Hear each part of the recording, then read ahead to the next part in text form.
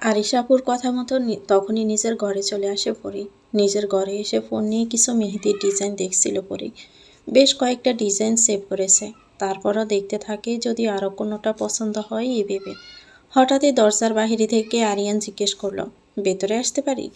আরিয়ানের কথা শুনে পরি চমকে ওঠে। তারপর বলল, হ্যাঁ আসেন। দুই হাত পেছনে রেখে আরিয়ান পরির ঘরে প্রবেশ করে।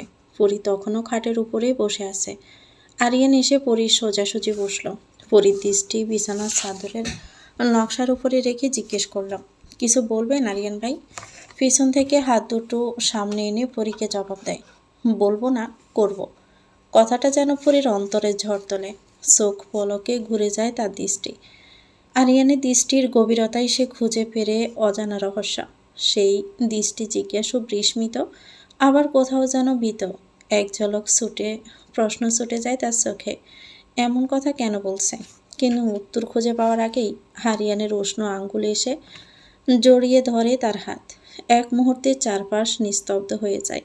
মুহূর্তেই যেন সমস্ত পৃথিবী থেমে যায়। শুধু দুইজনের মধ্যকার নীরবতা এক অদ্ভুত স্রোত তুলে।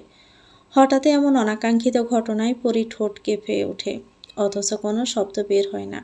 তার চোখে বিস্ময়ের ছায়া, হৃদয়ে অকারণ দুঃখ ফুকানি। বিস্মিত এবং অবাক নয়নে পরি সে আছে আরিয়ান ভাইয়ের দিকে, কিন্তু আরিয়ানের দৃষ্টি পরির হাতে। আরিয়ান কোনো কিছু না বলে আলতো করে নিজের হাতে থাকা মেহেদি ছড়িয়ে দেয় পরির তালুতে। ঠান্ডা কিছুর স্পর্শে পরি হাতের দিকে তাকাতেই দেখতে পায় তার হাতের তালুতে আলতো করে মেহেদি বাটা লাগিয়ে দিচ্ছে আরিয়ান।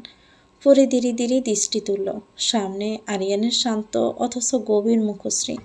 সেখানে যেন কিছু লুকিয়ে আছে, এমন কিছু যা বাসার বলা যায় না, শুধু অনুভবেই ধরা দেয়। এক মনে মেহেদি দিয়ে দিতে ব্যস্ত। আরিয়ান ভাইয়ের ভাবভঙ্গি পরীর কাছে এমন ঠেকে যেন ইহলোকে এই মুহূর্তে ভূমিকম্প, জলোচ্ছ্বাস, ঝড় তুফান এসে গেলেও আরিয়ান ভাইয়ের মনোযোগ সরানো যাবে না। হাওয়ায় ভেসে আসা মেহেদির কাঁচা গন্ধ, সেই গন্ধ, সেই নীরবতায় পরীর বুকের ভিতর কেমন এক অনুচ্চারিত কবিতা জন্ম নেয়। আরিয়ান পরীর হাতে মেহেদি দেওয়া শেষ করে পরীর দিকে নজর দেয়। দেখতে পায় পরী তখন গভীর উদ্বেগের সাথে হাতের তালুতে থাকা মেহেদির দিকে তাকিয়ে আছে। আরিয়ানের দৃষ্টি থেমে গেছে পরীর নিঃশব্দ অবয়বে, যেন সময় থেমে গিয়েছে শুধু সেই এক মুহূর্তে। তার নয়নে লুকিয়ে আছে অব্যক্ত আকাঙ্ক্ষা, যা ঠোঁটে প্রকাশ পায় না, শুধু হৃদয়ের কুঠুরিতে ধ্বনিত হয়। অপ্রকাশিত অনুভূতিরাই হৃদয় দেওয়ালের সর্বশক্তি দিয়ে আঘাত করে বেরিয়ে আসতে চায়। দুইজনের মাঝখানে দূরত্ব আছে, তবুও সেই দূরত্বের ভিতর জন্ম নেয় এক অদৃশ্য সেতু। সেতুর এপার ওপারে শুধু নীরবতা, কিন্তু সেই নীরবতার ভিতরেই কথা বলে হৃদয়ের ব্যাকুলতা। এক অভাবনীয় আবেশ, এমন এক আবেশ যেখানে সখী ভাষা, স্পর্শই কবিতা, আর নিঃশ্বাসই হয়ে ওঠে প্রেমের একমাত্র সাক্ষী। যে প্রেম যেমন অপ্রকাশিত ঠিক তেমনি গভীর। হাতের দিক থেকে দৃষ্টি সরাতে পরি দেখতে পায় আরিয়ান অপলক দৃষ্টিতে পরীর মুখের দিকে তাকিয়েই আছে।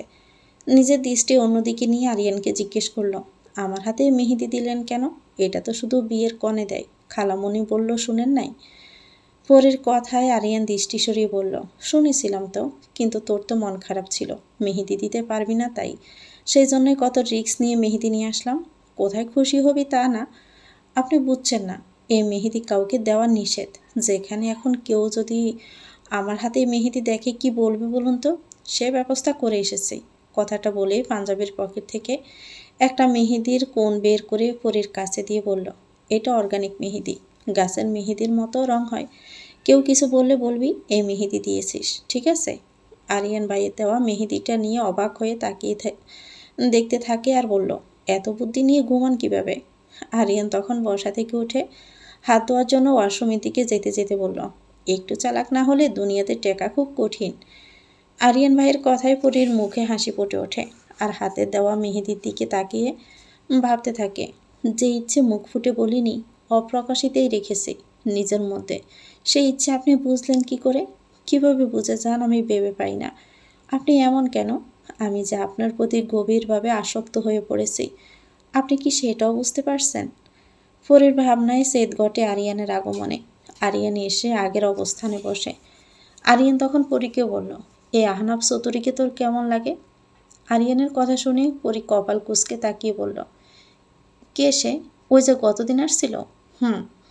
মেহেদি দেওয়া হাত দুটো সুন্দর করে ফ্যানের বাতাসের দিকে মেলে ধরে আরিয়ানকে উত্তর দেয়, আমি তো আজ পর্যন্ত দেখিনি, কেমন লাগে সেটা তো পরের কথা। পরীর কথা শুনে আরিয়ান একটু ঘুরে বসে, চিন্তিত কণ্ঠে বলল, ভালো করে দেখলে ভালো লাগবে বলছিস? সেইটা আবার কখন বললাম? আমারও তো ইচ্ছা নাই পরপুরুষ দেখার। বাবা, এভাবে বলার কি আছে? যা সত্যি তাই বললাম। কথাটা শেষ করে পরই নিজের মনে ভাবতে থাকে, আমার হৃদয়ে একজনের মুখশ্রী তো গেঁথেই আছে, যাকে ছাড়া এই জীবনে আর কাউকে আমার মনে ধরবে না। আপনি কবে বুঝবেন বলুন তো? পরীকে নিজের ভাবনায় বিভোর দেখে আরিয়ান পুনরায় জিজ্ঞেস করল, কি এত ভাবছিস? পরে দুই দিকে মাথা নাড়ে, আসল ভাবনা তো সবসময় জানানো যায় না। দুজনের মধ্যে কিছুক্ষণ নীরবতা চলে, পর মুহূর্তে পরি বলে ওঠে, আরিয়ান ভাই। হুম, বল। আপনার সাথে একটা ছবি তুলতে পারি? অফকোর্স, কিন্তু তোর হাতে তো মেহেদি দেওয়া, কীভাবে সেলফি তুলবি? আপনি তুলুন। ঠিক আছে, তোর ফোনটা দে। খাটের পাশে থাকা ফোনের দিকে ইশারা করে দেখাই পড়ি। তারপর আরিয়ান ফরির ফোনটা হাতে নিয়ে বেশ কয়েকটা সেলফি তোলে। মেহেদি দেওয়া হাত নিয়ে বেশ কয়েকটা সুন্দর সুন্দর পোজে ছবি তোলে পরি। সেলফি তোলা শেষ হলে আরিয়ান এবার পরীকে বলল, তোর কিছু সিঙ্গেল ছবি তুলে দেই। আরিয়ানের কথা মতো পরীও রাজি হয়ে যায়। বেশ কিছু ছবি তুলে আরিয়ান সেগুলো পরীকে দেখাতে থাকে। আরিয়ানের তোলা প্রতিটা ছবি অনেক সুন্দর হয়েছে দেখে পরী আরিয়ান ভাইকে বলল, থ্যাংক ইউ আরিয়ান ভাই, এত সুন্দর ছবি তুলে দেওয়ার জন্য। ছবির মানুষটাও অপরূপ সুন্দর বলেই ছবি সুন্দর হয়েছে, যদিও তার সম্পূর্ণ সৌন্দর্য এই ছবিতে আসেনি, বাস্তবে তো সে পরী। আরিয়ানের এমন প্রকাশ্যে প্রশংসায় পরী লজ্জায় রাঙা হয়ে যায়। পছন্দের মানুষটা যখন প্রশংসা করে তখন যে কোনো মেয়েই লজ্জা পায়। পরীকে লজ্জা পেতে দেখে আরিয়ান বলল, থাক আর লজ্জা পেতে হবে না, এমনিতেই তো পেতনি, শুধু আজকে সেজেছিস বলে ভালো বললাম। আরিয়ানের কথা শুনে পরীর ভালো মনটা মুহূর্তেই খারাপ হয়ে যায়। চাঁদের মতো মুখখানা মুহূর্তেই আমাবস্যার মতো আঁধারে ছেয়ে যায়। আরিয়ানের দৃষ্টিতে সে পরিবর্তন পরিলক্ষিত হয়। মজা করতে যেয়ে যে পরী সত্যিই ভেবে নেবে, আরিয়ান সেটা বুঝতে পারেনি। পরীর মন ভালো করতে আরিয়ান বলল, মজাও বুঝিস না, দাঁড়া তোর বিয়ে দিয়ে দিব, ঠিক আছে? দৃষ্টিটা নত রেখে পরী কাঁদো কাঁদো স্বরে বলল, মজা বুঝেছি, কিন্তু আমি বিয়ে করব না। আমি কি আপনাদের বোঝা হয়ে গিয়েছি যে বিয়ে দিয়ে তাড়াতে চাচ্ছেন? পরীর এমন কথা শুনে আরিয়ান একটু তাজ্জব বনে যায়, কারণ আরিয়ান ভেবেছিল তার এই কথায় পরী হয়তো রাগ করবে বা মজা করবে, কিন্তু এত সিরিয়াস হয়ে যাবে বুঝতে পারিনি। বার হয়ে আসা কণ্ঠস্বর শুনে আরিয়ান উদ্বিগ্ন হয়ে পরীর কাছে সরে আসে। দুই হাতে পরীর দুই গাল ধরে আদরে কণ্ঠে বললাম, এত বোকা কেন তুই? তুই বোঝা কেন হতে যাবে? তুই তো ঘরের আলো, তুই না থাকলে সবই অন্ধকার চেয়ে থাকবে, তুই সারা জীবন এই বাড়িতেই থাকবি। আমি কথা দিলাম, এবার একটু মিষ্টি হাসিটা দেখিয়ে দে। পরী অভিমানের সুরে বলল, এখন হাসি আসছে না, পরে, আপনি নিচে যান, অনুষ্ঠান চলছে। তোর হাসি মুখটা না দেখে আমি যাব না, আর না হাসলে ছোটবেলার মতো কাতুকুতু দিয়ে হাসাবো বলে দিলাম। তুই কি সেটা চাচ্ছিস? কাতুকুতুর কথা শুনে পরীর চোখ একটু বড় বড় করে তাকিয়ে বলল, এই না না আরিয়ান ভাই, কাতুকুতু দিবেন না। তাহলে হাসি দিয়ে দেখি, দেখি দেখি। আরিয়ানের এমন কথায় পরী আর অভিমান করে থাকতে পারল না। পরীকে হাসতে দেখে আরিয়ানও হেসে দিয়ে বলল, এই তো গুড গার্ল, তুই তাহলে রুমেই থাক, আমি বা তাহসিন না আসা পর্যন্ত রুম থেকে বের হবি না, ঠিক আছে? ঠিক আছে। পরীর হাতের মেহেদি প্রায় শুকিয়ে এসেছে, তবুও একটা ভেজা ভেজা ভাব আছে। এদিকে খোলা চুলগুলো বাতাসে উড়ে বারবার মুখে আসছে। এতক্ষণ হাতের উল্টো পিঠ দিয়ে বেশ অনেকবার সরিয়ে দিয়েছে, কিন্তু এবার আরও বেশি করে চুল উঠছে, আর তার সামনে মুখের সাথে লেপটে যাচ্ছে। আরিয়ান পরীকে কিছু না বলে উঠে সোজা ড্রেসিং টেবিলের সামনে চলে যায়। সেখান থেকে একটা ক্লিপ নিয়ে পরীর পাশে গিয়ে দাঁড়ায়। কিছু না বলেই পরীর চুলগুলো এক জায়গায় করতে থাকে। ছেড়ে রাখা চুলগুলো একসাথে করতে পরীর কাঁধে ঘাড়ে আরিয়ানের হাতের স্পর্শ লাগে, যাতে করে পরীর ছোট্ট দেহে অদ্ভুত এক শিহরণ জেগে যায়। পরীর জামার পিছনের গলাটা একটু বড় হওয়ার কারণে চুল সরে যেতেই পরীর পশা পৃষ্ঠদেশ এর কিছু অংশ আরিয়ানের চোখের সামনে উন্মুক্ত হয়। পশা পৃষ্ঠদেশের উপরে কৃষ্ণগহ্বরের মতো কালো তিল, যা পরীর গায়ের পশা রঙকে আরও বেশি উজ্জ্বল করেছে। যতই দৃষ্টিকে নামিয়ে রাখতে চাইছে ততই যেন চক্ষু জোড়া আটকে যাচ্ছে। আরিয়ান পরীর এত কাছে থাকায় অনুভবের অনুভূতিগুলো আরও জোরালো হচ্ছে। আরিয়ানের নিঃশ্বাস ভারী হয়ে আসে। মাথার উপরে ফ্যান চলা সত্ত্বেও কপাল বেয়ে ঘাম গড়িয়ে পড়ে। শুকনো ডোক গিলে পরী চুল ক্লিপ দিয়ে দেয়। আরিয়ান ভাইয়ের কাজে পরী বারবার অবাক হয়। তার প্রতিটা সুবিধা অসুবিধা ইচ্ছে অনিচ্ছাগুলো কিভাবে যেন বুঝে যায় পরি। সেটা ভেবেই অবাক হয়, বিস্মিত হয়। আর এটাও ভাবে যে আমার প্রতি যদি আরিয়ান ভাইয়ের কোনো অনুভূতি নাই থাকবে, সে কি আমাকে এভাবে অনুভব করতে পারতো? পারতো না নিশ্চয়ই। কিন্তু আমি কিভাবে জানবো আরিয়ান ভাইয়ের মনের কথা?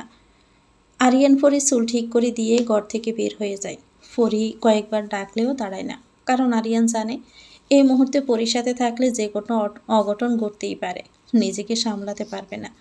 পরের ঘর থেকে বেরিয়ে এসে কয়েকবার জোরে জোরে শ্বাস নিয়ে নিজেকে দাতস্থ করে, এরপর নিচে নেমে আসে। আহনাফ ততক্ষণে চলে গিয়েছে। অনুষ্ঠান আপাতত শেষের দিকে। আরিয়ানকে দেখে মমতাহিনা বেগম বললেন, কোথায় ছিলি? আর পরি কোথায়? পায়েস খাবি না? সে কখন থেকে তোদের খোঁজ করছে। আহনাফের প্রস্থান বুঝতে পেরে আরিয়ান সোফায় নিশ্চিন্তে বসে বলল, পরি তো নিজের ঘরে, আমি একটু অফিসিয়াল কাজ করছিলাম। এখন দাও খাবো, আর পরির জন্য ঘরে পাঠিয়ে দাও। পায়েসের বাটিটা আরিয়ানের দিকে এগিয়ে দিয়ে মমতাহিনা বেগম আরিয়ানের পাশে বসে বলল, তোর আব্বু একবারও জানায়নি যে আজকে আহনাফ আসবে? আজকের অনুষ্ঠানটা তো ঘরোয়া অনুষ্ঠান ছিল, এভাবে তো বাহিরের লোক আনা উচিত হয়নি। পায়েস খেতে খেতে আরিয়ান বলল, আব্বু বাড়িতে আসুক, তখন এই বিষয়ে কথা হবে। আপাতত যা কাজ আছে সব ভালোভাবে শেষ করেন। যাই বলিস, বেশি ঝামেলা যেন না হয় সেদিকে খেয়াল রাখিস। ব্যাপারটা ভালো লাগেনি বলেই তোকে জানালাম। কথা শেষ করে মমতাহিনা বেগম উঠে যাবে, তখনই আরিয়ান ডাক দিয়ে বলল, আম্মু, একটা কথা ছিল। হ্যাঁ বল বাবা। আহনাফ চৌধুরীর হঠাৎ এমন আগমন আমার কাছে ভালো লাগছে না। পরীর দিকে খেয়াল রাখবেন, ও যেন আহনাফ চৌধুরীর সামনে না আসে। আর আমি আপনাকে এই বিষয়ে বলেছি, কারো সাথে না বললেই ভালো হবে। ঠিক আছে, তুই চিন্তা করিস না, আমি খেয়াল রাখবো। মুমতাহিনা বেগম নিজের কাজের দিকে চলে আসলেও ছেলের বলা কথাগুলো তাকে ভাবাচ্ছে। পরীর প্রতি আরিয়ানের সতর্কতা যে আজকে মুমতাহিনা বেগমের চোখে পড়ছে এমনটা নয়। মুমতাহিনা বেগম এই বিষয়ে খুশি হয়, কিন্তু অন্যদিকে একটু চিন্তিত হয় পরীর কথা ভেবে। পরী যদি আরিয়ানকে গ্রহণ না করে।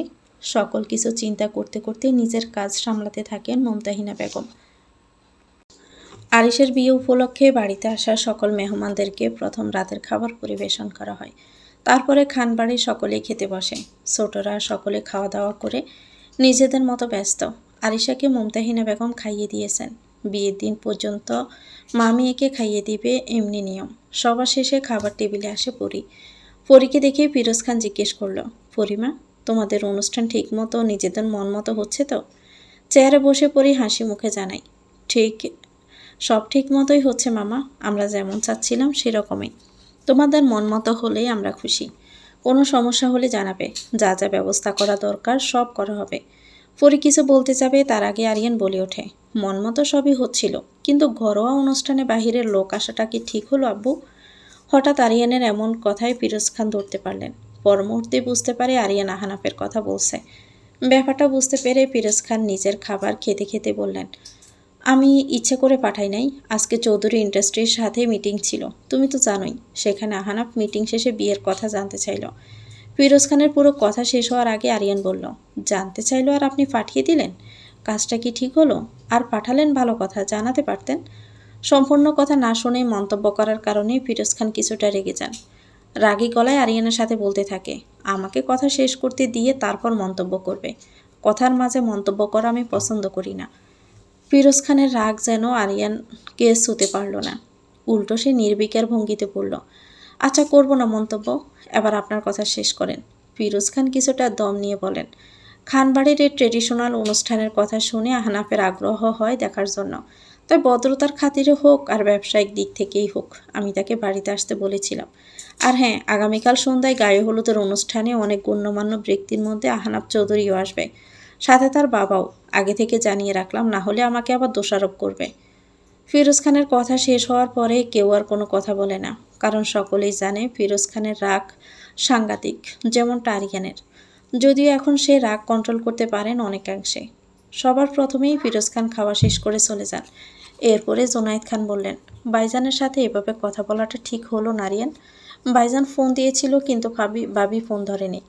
জোনায়েদ খানের কথা শুনে আরিয়ান তার দিকে তাকিয়ে বলল, আমাদের কাছেও ফোন আসে যাচ্ছ? আমাদের ফোনে কল দিলেও আসে। মেয়েদের অনুষ্ঠানের মধ্যে হঠাৎ করে বাহিরের পরপুরুষ আসে, সেটা অবশ্যই অস্বস্তিকর পরিস্থিতিরই সৃষ্টি করে। তোমার কথাও মানছি, কিন্তু বাবার সাথে এভাবে কথা বলা ঠিক হলো না। আরিয়ান বা জোনায়েদ খান কেউ আর কথা বাড়ায় না। বাকি সকলে এদের তর্ক বিতর্কের নীরব দর্শক। একে একে সকলের খাওয়া শেষ হয়, নিজেদের মতো যার যার রুমে চলে যায়। গেস্ট রুম 3টেই ভর্তি, সকলে সেইখানেই আছে। এখনও গেস্ট আসা বাকি। আস্তে আস্তে খাবার টেবিল পাকা হয়। আরিয়ান ইচ্ছে করেই সবার শেষে ওঠে, কারণ সে জানে মুমতাহিনা বেগম তার সাথে কথা বলতে চায়।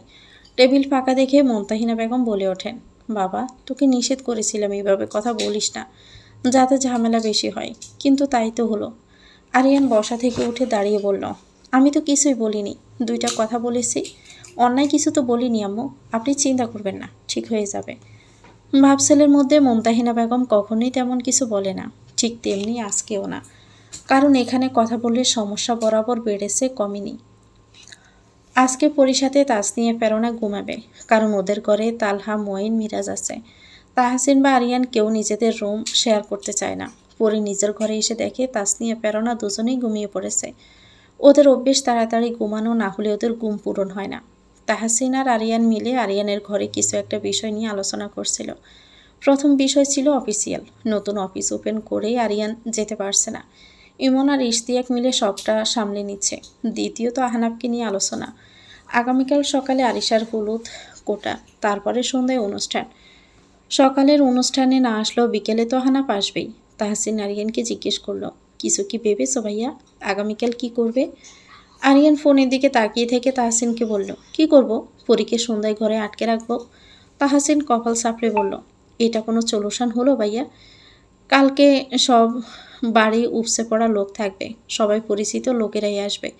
সব থেকে বড় কথা, বাহিরের লোক জিজ্ঞেস না করুক, কিন্তু বাড়ির লোকও তো জিজ্ঞেস করবে পরীকে। আরিয়ান আবার ফোনের দিক থেকে দৃষ্টি সরিয়ে তাহসিনের দিকে তাকায়, ডান হাতের শাহাদত আঙ্গুল দিয়ে কপালে চাপ দিয়ে রেখে বলল, কি করব বলে দে, মাথা কাজ করছে না। ভাইয়া, আমার তো মনে হয় পরীকে এভাবে আড়াল করে রাখার কারণে আহনাফের আগ্রহ আরও বেশি হচ্ছে। বিয়ে বাড়িতে এত লোকের ভিড়ে আহনাফের খেয়াল হবে না হয়তো। না না তাহসিন, তুই আহনাফ চৌধুরীকে খুব হালকাভাবে নিচ্ছিস। আমি খোঁজ নিয়েছি ওর ব্যাপারে। সবাই এক কথাই বলছে আহনাফ চৌধুরীর চোখ হলো বাজ পাখির মতো চোখ, তোমার মতো না, এটা নিশ্চিত।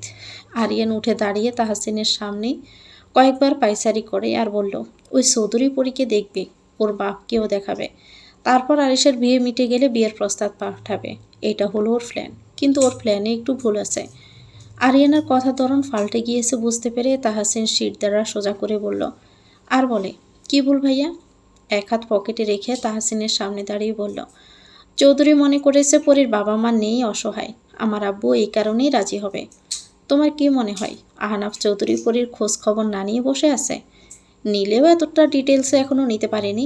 যাই হোক, দেখা যাবে, পরীর সাথে দেখা হোক, কথা বলুক, না হলে আমরা আহনাফের বিরুদ্ধে কোনো এলিগেশনের ভিত্তিতে স্টেপ নেব।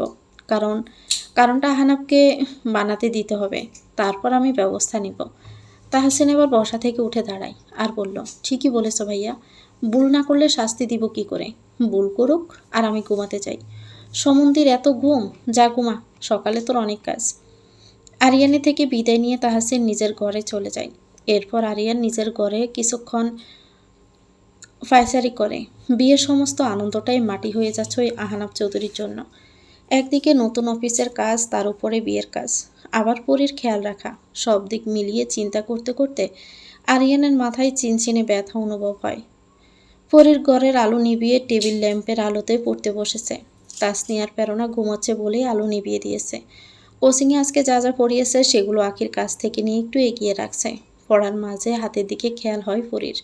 মেহেদি উঠানোর পর থেকে কতবার যে দেখেছে তার কোনো ঠিক নেই। প্রথমে রং হালকা ছিল বলে মনটা খারাপ ছিল, কিন্তু এখন পরীর হাতের রং সব থেকে বেশি গাঢ়, এমনকি আরিশার থেকেও বেশি গাঢ় রং হয়েছে পরীর হাতে। হাতের দিকে তাকিয়ে থেকে পরী এক মনে ভাবতে থাকে আরিয়ান ভাইয়ের কথা।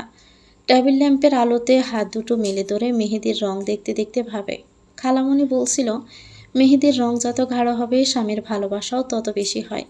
আচ্ছা আরিয়ান ভাই, মেহেদি তো আপনি দিয়ে দিলেন, তাহলে মেহেদির গাঢ় গভীর রঙের সাথে কি আপনার ভালোবাসার গভীরতার মিল আছে? পরী নিজের 2 হাত দিয়ে মুখ ঢেকে ফেলে।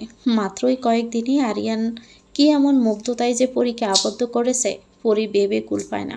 ছোটবেলায় যাকে দেখে পালিয়ে থাকতে হতো, আজকে তাকে না দেখেই থাকা যায় না। পরি যখন দুহাতে মুখ ডেকে আরিয়ানের ভাবনায় বিভোর, ঠিক সেই মুহূর্তেই টেবিলের উপরে থাকা ফোনটা ভাইব্রেট করে ওঠে। এত রাতে ফোন বাজছে বুঝতে পেরে মুখের সামনে থেকে হাত সরিয়ে ফোনের দিকে তাকায়। স্ক্রিনে ভেসে থাকা নাম দেখে পরির মুখ আপনা আপনি হা হয়ে যায়। ফোনের স্ক্রিনে ভেসে আসছে আরিয়ানের নাম। আরিয়ান ফোন গিফট যেদিন করেছিল অপর দিনে, তারপর দিনই আরিয়ানের নাম্বার নিয়ে সেভ করে রাখে। আরিয়ানের ফোন নাম্বার পরি নিজের ফোনে সেভ করেছে প্রিয়তম মিশু নাম দিয়ে, তার শেষে একটা লাভ ইমোজি দেওয়া। নিজের ভাবনা বাদ দিয়ে ফোনটা রিসিভ করে কানে ধরে বলল, আসসালামু আলাইকুম। অপর পাশ থেকে আরিয়ান জবাব দেয়, ওয়ালাইকুম আসসালাম। ঘুমিয়ে পড়েছিস? তাসনিয়ার প্রেরণা গভীর ঘুমিয়েছে, পরীর ঘরে ঘুমিয়েছে বলে পরী কণ্ঠস্বর একদম ধীর করে আস্তে আস্তে বলল, না, কোচিংয়ের পড়াগুলো করছিলাম। আপনি কিছু বলবেন আরিয়ান ভাই? এভাবে কথা বলছিস কেন? আমার ঘরে তাসনিয়ার প্রেরণা ঘুমিয়েছে তাই। আচ্ছা ঠিক আছে, ছাদে আয়। আরিয়ান ভাইয়ের কথায় পরী আকাশ থেকে যেন পড়ল। এমন অবস্থা, এ রাতের বেলা ছাদে? ভাবতে ভয়ে পরীর সমস্ত শরীরে কেমন কাটা দিয়ে ওঠে। পরীকে চুপ থাকতে দেখে আরিয়ান আবারও একটু ধমকে সুরে বলে উঠল, 1 মিনিটের মধ্যে যেন দেখতে পাই, ফার্স্ট আয়। কথাটা বলে খট করে ফোনটা কেটে দেয়। ফোনটা কেটে যাওয়ার পরেও পরী কয়েকবার হ্যালো হ্যালো করেছে, কিন্তু ফোন সামনে এনে দেখতে পায় অনেক আগেই লাইন কেটে গিয়েছে। টেবিল ছেড়ে উঠে এদিক ওদিক হেঁটে চিন্তা করতে থাকে। চিন্তা ভাবনা করেও কোনো উপায় পায় না পরী। এরপরে তাসনিয়ার প্রেরণাকে দেখে নেয়। ওরা দুজনেই বেঘরে ঘুমাচ্ছে। চুলগুলো ভালো করে বেঁধে মাথায় ঘোমটা দিয়ে ঘর থেকে বের হয় পরী। ঘর থেকে বের হয়ে দেখতে পায় পুরো বাড়ি ঘুটঘুটে অন্ধকার। প্রতিদিন তো একটা হালকা আলোর লাইট জ্বলে, আজকে হয়তো দেওয়া হয়নি। পরী সোজা ছাদের দিকে এগিয়ে যায়। দরজার কাছে গিয়ে দেখতে পায় ছাদের দরজা খোলা। দূর থেকে দেখা যাচ্ছে বাতাসের ঝাপটায় গাছপালাগুলো দিক বিদিক হয়ে কাঁপছে। এমনিতেই পরীর ভূতের ভয়, তবুও মনে সাহস নিয়ে দোয়া পড়তে পড়তে সিঁড়ি দিয়ে ছাদে ওঠে। দরজার কাছে দাঁড়াতেই ঠান্ডা শীতল বাতাস পরীর সর্বাঙ্গে ছড়িয়ে পড়ে। মাথা থেকে কাপড় পড়ে যাচ্ছিল, তার আগেই পরী সেটাই ঠিক করে নেয়। চারপাশে চোখ বুলাতেই দেখতে পায় আরিয়ান ভাই দাঁড়িয়ে আছে। পরী দৃঢ় পায়ে আরিয়ানের দিকে এগিয়ে যেতে থাকে আর মনে মনে ভাবতে থাকে, এ রাতের বেলা কী জন্য যে আরিয়ান ভাই ডাকলো। জানে তো আমি ভূত প্রেতে ভয় পাই। ছাদে না আসতে বলে ওনার ঘরে যেতে বললেও তো হতো। আল্লাহ রক্ষা করো। পরী আরিয়ানের পেছনে এসে দাঁড়ায়। আরিয়ান পরীর দিকে না ঘুরেই বলল, এতক্ষণ লাগলো আসতে? 1 মিনিট সময় দিয়েছিলাম। পরী একটা শুকনো ডোক গিলে আরিয়ানকে বলল, সব দিকে শুনে আসবো তো, আর আমার ভয় করছিল। আরিয়ান এবার পরীর দিকে ঘুরে দাঁড়িয়ে বলল, ফোন করে বললাম তো আমি আসি, তাহলে ভয়ের কি আছে? আরিয়ান ভাইয়ের বলা সমস্ত কথাই পরীর বক্ষপিঞ্জরে নিবৃত অরুণোদয়ের মতো দোলাতলে। তার হৃৎপিঞ্জরে জাগে অব্যক্ত কম্পন, যেন রেণুকায় নিঃশ্বাসে কাঁপে রজনীর আকাশ। মনের অন্তরালে জমে ওঠা অশ্রুবিন্দু অপ্রকাশিত ভালোবাসার বীজ জল সিঞ্চন করে। একটি অতি সাধারণ কথা, আমি তো আসি, যা এই পর্যন্ত আরিয়ান কতভাবে যে পরীকে বলেছে তার কোনো ইয়াত্তা নেই। কিন্তু পরীর মনে হয় এই কথায় নতুন জীবনী শক্তি সঞ্চালন করে প্রতিটি শিরা উপশিরায়। পরী একমনে কিছু একটা ভাবছে দেখে আরিয়ান জিজ্ঞেস করলো, কি হলো, আবার কি ভাবছিস? ছাদের একপাশে ড্রিম লাইট জ্বলছে, যার আলো বেশি বিস্তৃত না হলেও পরীর সামনে দাঁড়িয়ে থাকা বলিষ্ঠ দেহী সুপুরুষকে পরী খুব ভালোভাবেই অবলোকন করতে পারছে। বাতাসের তীব্রতায় আরিয়ান ভাইয়ের চুলগুলো এলোমেলো হয়ে উড়ে কপালে পড়ছে। পরনে হয়তো কালো রঙের টি শার্ট এর ট্রাউজার। আরিয়ান ভাইয়ের দিকে অপলক দৃষ্টি রেখে পরী উত্তর দেয়, আমি ভাবছি আপনার বলা কথাটা। কি কথা? পরী তখনও সে অপলক দৃষ্টিতেই চেয়ে আছে আর বলল, এই যে আপনি আমাকে যে কোনো বিষয়ে বলেন, আমি আসি তো। আপনার এই কথাটা আমাকে অনেক ভরসা দেয়, সাহস দেয়। মনে হয় এই পৃথিবীতে কেউ না থাকলেও আপনি থাকবেন আমার পাশে। পরীর কথা শুনে আরিয়ানের মুখে ফুটে ওঠে একটা মিষ্টি হাসি রেখা, যা পরীর দৃষ্টিগোচর হলো কি না জানি না। আরিয়ান পরীকে বলল, আমি তো আসি, আমরা সবাই আসি। আচ্ছা চল চেয়ারে গিয়ে বসি। পরী আর কিছু না বলে আরিয়ানের সাথে চেয়ারে যেয়ে বসে। ছাদের এক কর্নারে 4টা বেতের চেয়ার রাখা, পাশাপাশি রাখা 2টো চেয়ারে বসে আরিয়ান আর পরী। আরিয়ান পরীর চেয়ারে পরীর সামনাসামনি দূরত্ব কম রেখে বসে। পরীর দিকে সামান্য ঝুঁকে 2 হাত থুতনির নিচে রেখে পরীকে দেখতে থাকে আর বলে, আচ্ছা পরী, এখন যদি জিন এসে তোকে নিজের বউ মনে করে নিয়ে যায় তাহলে কি হবে? আরিয়ানের কথা শুনে পরী ঘাবড়ে যায়। চাঁদের চারপাশে দেখতে দেখতে বলল, এসব কথা বলবেন না, আমার ভয় লাগে। আপনি তো জানেন আমি এসবে ভয় পাই। পরের কথা শুনে আরিয়ান একটু হেসে বলল, আচ্ছা বলছি না ম্যাডাম, এখন শুনেন কি জন্য তলব করলাম। পরে ঈষৎ হেসে জবাব দেয়, বলেন জনাব, কেন এত জরুরি তলব? ভালোই তো কথা জানিস। যতই মনে হোক চুপচাপ শান্তশিষ্ট, কিন্তু সেটা তো না। কথা বলতে বলতে পাশের স্যার থেকে 3টা শপিং ব্যাগ নিয়ে পরীর হাতে দেয় আর বলল, এই দেখ, এই হলুদ ড্রেসটা তুই সন্ধ্যায় পরবি, আর এই ওয়াইন রেড ড্রেসটা বিয়ের দিন পরবি, আর এই ডাস্টি পিঙ্ক ড্রেসটা বৌভাতের দিন পরবি। ড্রেসগুলো একটু দেখার চেষ্টা করে আরিয়ান ভাইকে উদ্দেশ্য করে বলল, আমাকে তো ড্রেস কিনে দিয়েছে মামি, ওইগুলো থাকতে আপনি আবার এতগুলো ড্রেস কেন কিনলেন? পরের কথা শুনে আরিয়ান একটু মেয়েকে রাগ দেখিয়ে বলল, আমি চাইছিলাম তুই আমার পছন্দ করা ড্রেসগুলো পর, কিন্তু তুই যে পরবি না এটা তো আমি বুঝতে পারিনি। আচ্ছা দে, ড্রেসগুলো ফেরত দিয়ে আসবো। কথাটা বলে পরীর দিকে হাত এগিয়ে দেয় ব্যাগগুলো নিতে। পরি তখনই ব্যাগগুলো আড়াল করে বলল, আপনি তো খুব, আমি কি বলেছি পরবো না?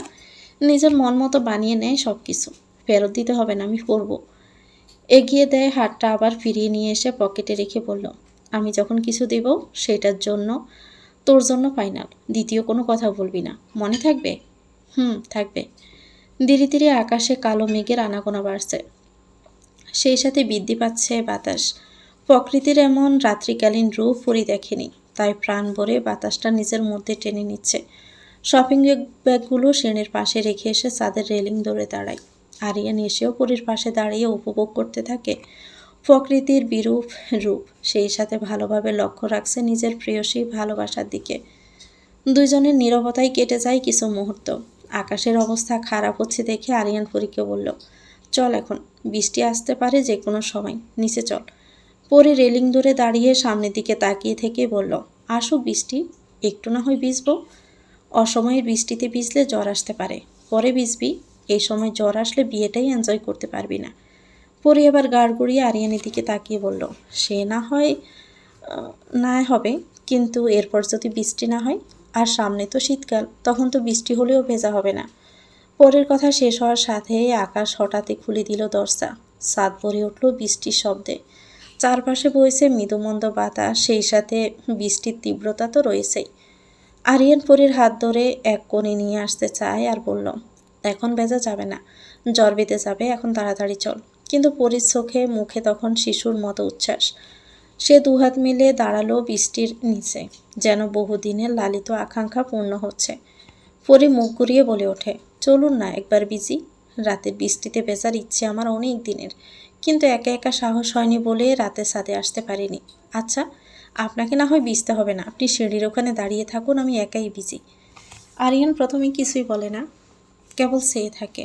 তার দৃষ্টির গভীরে যেন হাজারো না বলা কথা জমে ওঠে, কিন্তু মুখ ফুটে শুধুমাত্র বের হয় একটি কথা, ভিজলে দুজনে একসাথেই ভিজবো, তোকে একা ভিজতে দিব না।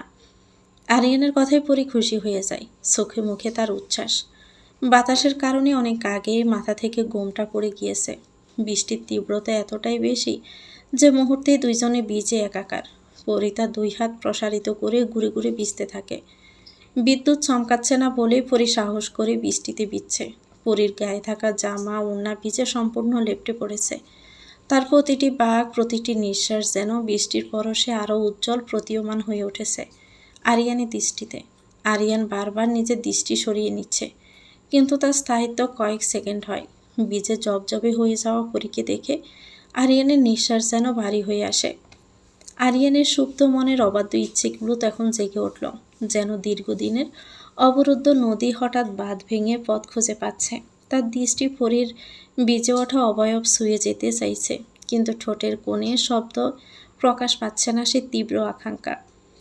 মনের অন্তর্গত অনুভূতি তাকে বারবার টেনে নিচ্ছে পরীর কাছাকাছি, আরও কাছাকাছি, যেন ভেজা বৃষ্টি ভেজা সন্ধ্যায় পরি হয়ে উঠেছে তার একমাত্র আশ্রয়, তার একমাত্র আরাধনা। চুম্বকের ন্যায় আরিয়ানকে আকর্ষণ করছে তারই গোপনে লালিত পরম যত্নের পরি। কিন্তু পরীর এদিকে কোনো খেয়াল নেই, সে নিজের মতো ভিজছে। আরিয়ান নিজেকে সামলানোর চেষ্টা করে পরীকে বলল, অনেক হয়েছে, এবার চল। আর একটু থাকি না প্লিজ আরিয়ান ভাই, আর একটু। পরীর কথা শুনে আরিয়ান নিজের চুলগুলো ঠিক করে আর মনে মনে বলল, তোর জন্য আমার অবস্থা যে বেহাল হচ্ছে সেটা তুই বুঝতে পারছিস না। আজকে কোনো অঘটন ঘটলে আমি কিন্তু দায়ী না পরি। চোখ বন্ধ করে নিজেকে বুঝিয়ে পরীকে আবারও বলল, চল এবার, হলো তো অনেকক্ষণ। কথাটা বলেই আরিয়ান পরীর দিকে এগোতে থাকে। এবার পরীকে টেনে নিচে নিয়ে যাবে এই ভেবে পরীর কাছাকাছি আসতে আরিয়ান পা পিছলে সামনে থাকা পরীকে নিয়ে নিচে পড়ে যায়। বৃষ্টির কারণে ছাদের টাইলস পিচ্ছিল হয়ে গিয়েছিল। বেখেয়ালে পা দিতেই দুর্ঘটনাটি ঘটে। পরীর মাথায় যাতে ব্যথা না লাগে সেজন্য মেঝেতে পড়ার আগ মুহূর্তে নিজের হাত পরীর মাথার নিচে দিয়ে দেয়। পরীর চোখ বন্ধ করে আসে। গোলাপি বর্ণের ওষ্ঠযুগল তীর তীর করে কাঁপছে। চোখ মুখ দিয়ে গড়িয়ে পড়ছে পানি। পরীর সম্পূর্ণ শরীর আচ্ছাদিত হয়ে আছে আরিয়ানের শরীর দ্বারা। আরিয়ান পরীর দিকে কেমন নেশালো দৃষ্টিতে তাকিয়ে থেকে হাসকি কণ্ঠস্বরে জিজ্ঞেস করলো, কোথায় ব্যথা পেয়েছ হানি? আরিয়ানের এমন কণ্ঠস্বর, সেই সাথে হানি কথাটা শুনে পরী চোখ মেলে তাকায়, কিন্তু বৃষ্টির পানি পড়ার কারণে তাকিয়ে থাকতে পারে না। সেই সাথে কিছু জিজ্ঞেস করবে সেই শক্তিও পাচ্ছে না। পরীর মনে হচ্ছে তার সমস্ত শরীর জমে বরফ হয়ে আছে। অবশ সমস্ত অঙ্গ প্রত্যঙ্গ। কাঁপা কাঁপা কণ্ঠস্বরে বলল, আপনি উঠুন, চলেন নিচে চলে যাই। পরীর কথা শুনে আরিয়ান পরীর ঠোঁটে নিজের আঙ্গুল দিয়ে চেপে ধরে আবারও হাসকি কণ্ঠে বলল, অনেকবার বলেছিলাম নিচে চল, শুনিস নাই, এখন তো আমি যাব না। পরিবেশ কয়েকবার নিজের চোখ পিটপিট করে তাকানোর চেষ্টা করে দেখে আরিয়ান ভাই কেমন অদ্ভুতভাবে তাকিয়ে আছে। আরিয়ান ভাইয়ের দৃষ্টি যেন শীতল অগ্নি, যা পরীকে জ্বালিয়ে পুড়িয়ে দেওয়ার জন্য কয়েক মুহূর্তে প্রস্তুত। পরী পুনরায় আরিয়ান ভাইকে নিচে যাওয়ার জন্য কথা বলতে যাবে, তখনই আরিয়ানের উষ্ঠদয় পরীর নরম উষ্ঠদয় নিজের দখলে নিয়ে নেয়। আরিয়ানের এমন কাজে পরী হিতাহিত জ্ঞানশূন্য হয়ে পড়ে। এক হাত দিয়ে আরিয়ানকে সরানোর বৃথা চেষ্টা করতে থাকে। পরীর হাত আরিয়ান নিজের হাতের মুষ্টির মধ্যে নিয়ে চেপে ধরে। পরী তো আরিয়ানকে তো সরাতে পারে না, উল্টো আরিয়ান আরও জোরালোভাবে পরীর ঠোঁট নিজের রাজত্বে চালায়। ঠিক কতক্ষণ আরিয়ানের উন্মাদনা চড়ে ঠিক ঠাওর হয় না। বৃষ্টির তীব্রতা থেমে আসে। সেই সাথে আরিয়ান পরীর ওষ্ঠযুগল ছেড়ে দিয়ে জোরে জোরে নিঃশ্বাস নিতে থাকে। বৃষ্টিতে এতক্ষণ বেজার ফলে পরীর সমস্ত শরীর ঠান্ডা হয়ে আসে। সেই সাথে আরিয়ানের এমন কাজে পরী আরও বেশি জ্ঞানশূন্য হয়ে পড়েছে। শরীরের সমস্ত ভার ছেড়ে দিয়েছে। তবুও কাঁপা কাঁপা গলায় বলল, আরিয়ান ভাই, আমাকে ঘরে দিয়ে আসেন, আমার খুব শীত করছে। পরীর কথায় যেন আরিয়ানের হুঁশ আসে। তাড়াতাড়ি পরীর দিকে ভালোভাবে তাকিয়ে দেখে পরী থরথর করে কাঁপছে। পরীর গালে হাত রেখে বেশ কয়েকবার পরীকে ডাকে, কিন্তু পরীর তেমন সাড়া না পেয়ে আরিয়ান নিজের মাথায় হাত রেখে বলল, এত বড় ভুল কিভাবে করলি আরিয়ান? শিট, এখন তো কাউকে ডাকতেও পারবো না। না না, আগে ঘরে নিয়ে যাই। কাল বিলম্ব না করে আরিয়ান পরীকে কোলে তুলে নিয়ে সোজা নিজের ঘরে চলে যায়, কারণ পরীর ঘরে তাসনিয়া ফেরনে আছে। ওরা জেগে গেলে আরও বেশি সমস্যা। ঘরে ঢুকে খাটের একপাশে শুইয়ে দেয় পরীকে, কিন্তু সমস্যা পড়ে পরীর গায়ের বেচা জামা কাপড় নিয়ে, যা এই মুহূর্তে সেন্স না করলে বিপদ আরও বেশি হবে।